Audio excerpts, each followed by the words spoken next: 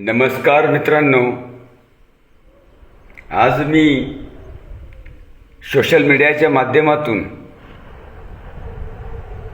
या महाराष्ट्रातील तमाम ओबीसी बांधवांना एक विनंती करण्यासाठी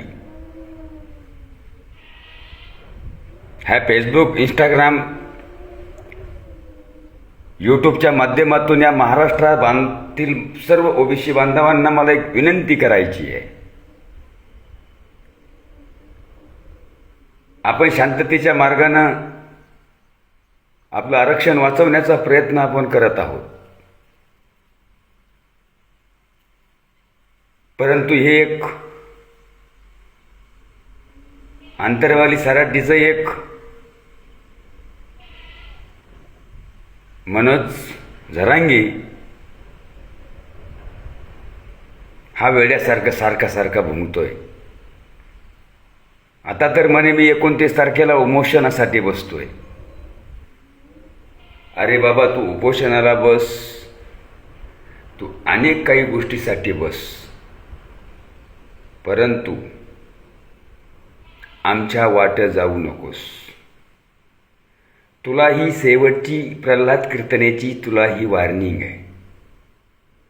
तू ज्या वेळेस उपोषणाला बसतो त्यावेळेस तुला कुठेतरी एक बांधकाम नाहीतर एखादा फ्लॅट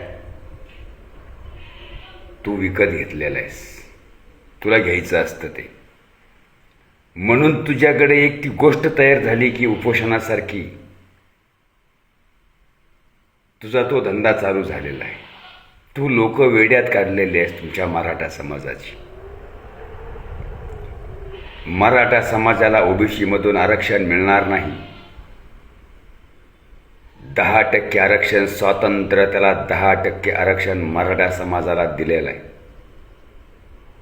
बोगस कुणबी प्रमाणपत्र ज्या अधिकाऱ्यांनी काढलेत, ज्या अधिकाऱ्यांनी त्याच्यात खाडाखोड केली, या अशा सर्व अधिकाऱ्यांवर फौजदारी गुन्हा दाखल करून त्यांना तुरुंगात टाकलं पाहिजे. त्यांच्यावर देशद्रोहाचा गुन्हा त्यांच्यावर दाखल केला पाहिजे. गोरगरिबांचं आरक्षण श्रीमंतासारख्या लोकांच्या घरात नेऊन जर हे अधिकारी देत असतील खोटे भामटेगिरी करून, तर या अधिकाऱ्याला सोडायचं नाही.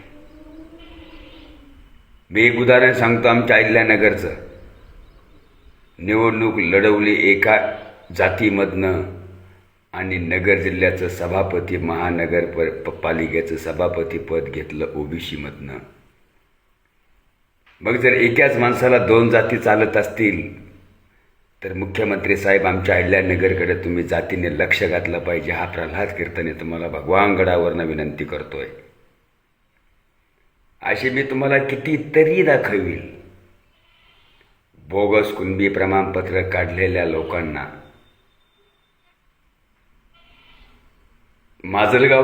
माजलगावकडं खोटी कुणबी प्रमाणपत्र काढलेलं कोर्टानं सिद्ध केलं. मग अशा लोकांवर कारवाई होणार नाही का? हा प्रल्हाद कीर्तने 25 ऑगस्टला श्री क्षेत्र भगवानगडाच्या कडेला कीर्तनवाडी या गावामध्ये मी आमरण उपोषणासाठी बसतोय. खोटी कुणबी प्रमाणपत्र रद्द झाली पाहिजेत.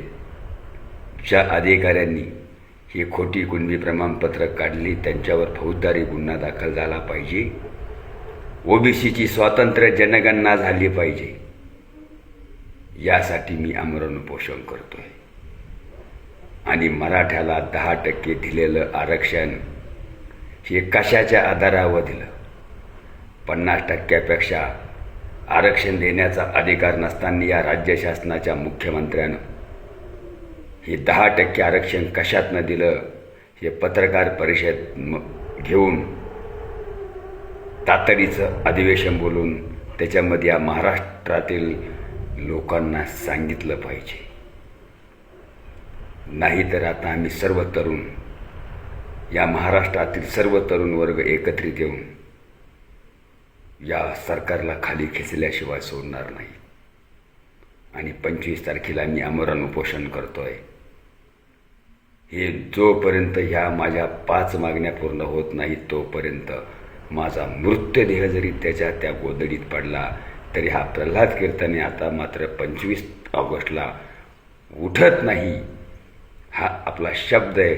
आणि भगवान बाबांचे ज्यांच्यावर संस्कार झालेत ते एकदा शब्द देतात आणि त्याचा शेवट करतात. ही आमची वनातल्या वनचारी वंजाऱ्याची जात आहे. आम्ही आहोत ओबीसी. धन्यवाद. आपला सर्वांचा लाडका प्रल्हाद गोरगरिबासाठी सदैव रस्त्यावर आहे. कोणालाही अन्याय होऊ द्या, कोणालाही अत्याचार होऊ द्या, फक्त माझ्याशी कॉन्टॅक्ट करा. मी त्या अधिकाऱ्यांना, ते जे कोणी गोरगरिबांना त्रास देणारे लोक आहेत यांच्यावर कारवाई करून त्यांना तातडीची कशी सजा, जास्तीत जास्त सजा मिळेल हा प्रयत्न गरिबासाठी हा प्रल्हाद कीर्तने सदैव करेल, हा शब्द देतो आणि या ठिकाणी थांबतो. धन्यवाद.